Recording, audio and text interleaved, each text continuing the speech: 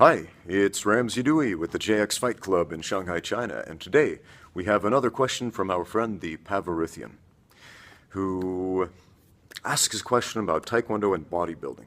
Now, he used to compete in taekwondo, and now he trains as a bodybuilder, an aesthetic bodybuilder.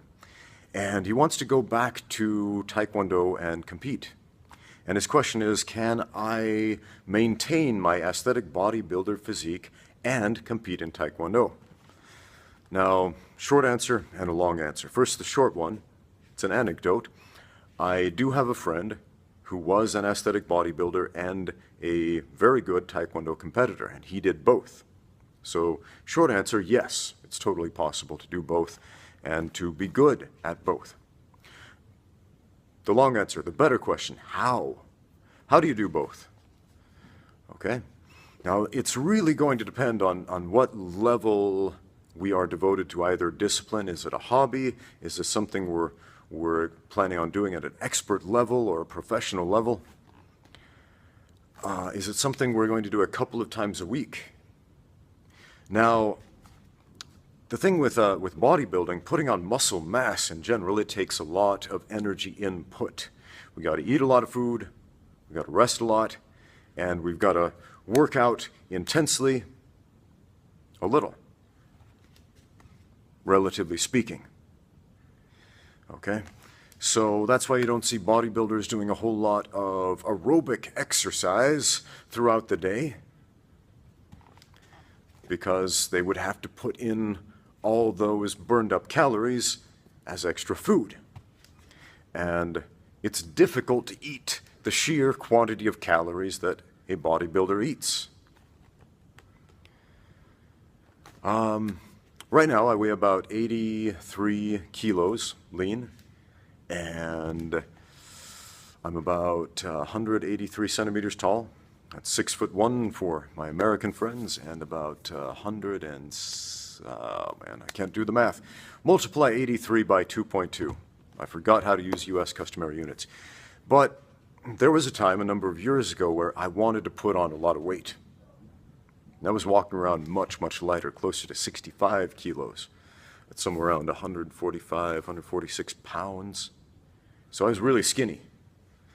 And I just retired from professional fighting due to an injury, these compound skull fractures up here.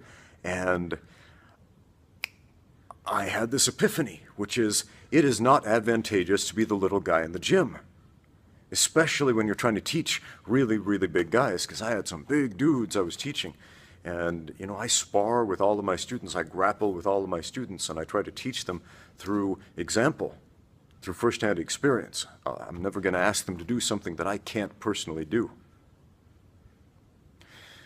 And so I wanted to put on some extra muscle because, it's so much easier to spar with big dudes when you're a little bit bigger. And it's, anyway, so I made this very concerted effort to put on some muscle, and basically what that boiled down to is I doubled my calories. I doubled my food. Went from eating about 3 meals a day to eating 6 meals a day. And then I had, protein supplements, and I made these giant weight gainer shakes with oats and maltodextrin and honey and a bunch of bananas and like 100 grams of peanuts and coconut oil and anything I could think of to just jam extra calories in this thing, like 2,000 calorie shakes like that big, and I'd drink like 2 or 3 of those a day on top of the meals, on top of the protein shakes. Just massive, massive amounts of calories. I mean, maybe 6,000, 7,000, maybe even 8,000 calories a day sometimes. And my goal was to put on mass, and I did. Now, I did not increase my energy output. I didn't work out anymore. I didn't lift anymore. I just ate a whole lot more. And I went from weighing 65 kilos, that's like 145 pounds, 146, something like that, to 95 kilos. That's well over 200 pounds. Okay? So I put on a bunch of weight, and I was still pretty lean, okay?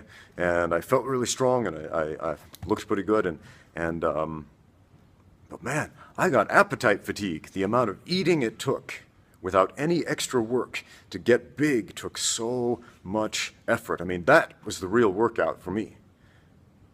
Now, it got to a point I got extreme appetite fatigue. It was expensive just eating that much food, and you know, I upped my movement throughout the day, took on more clients, started teaching more classes, just moving more, and I couldn't keep up that eating regiment in order to stay at that 95 kilos where I felt really strong and looked really big. Right now, like I said, I'm about 83. That's a much more manageable weight with my my current schedule, how much I move, how much I teach, how much I work out, how much I coach, how much I roll and spar with my students. And again, this is something I do all day long, from early in the morning until about 10 at night, 6 days a week.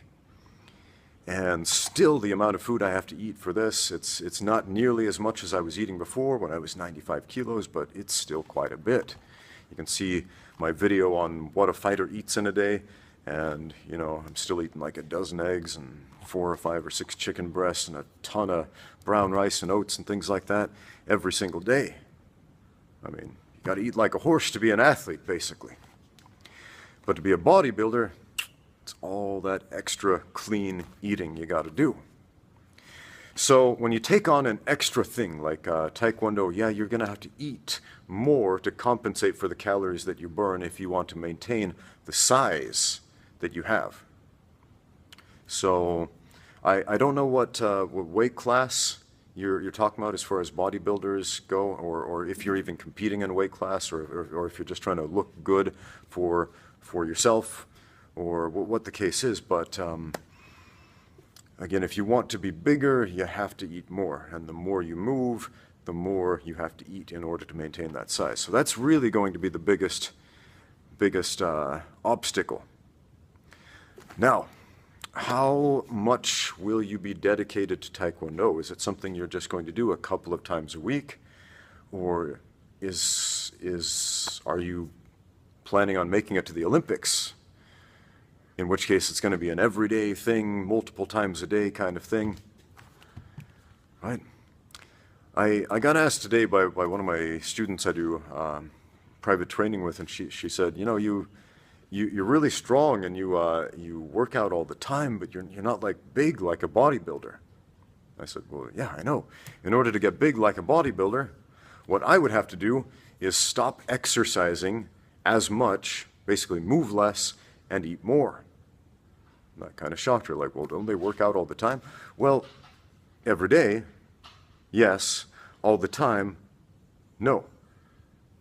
I mean, yeah, you know this if you're a bodybuilder. You work really hard for that session in the gym, maybe an hour, maybe 90 minutes, maybe 2 hours. Maybe you might even do a 2 a day, right?